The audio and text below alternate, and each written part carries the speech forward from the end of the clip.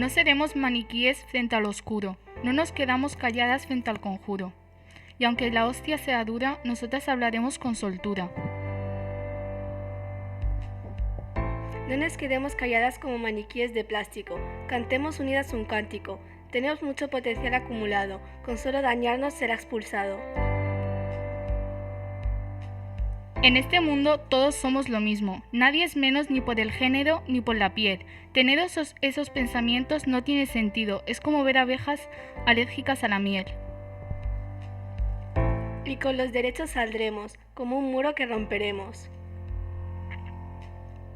Maniquíes de plástico.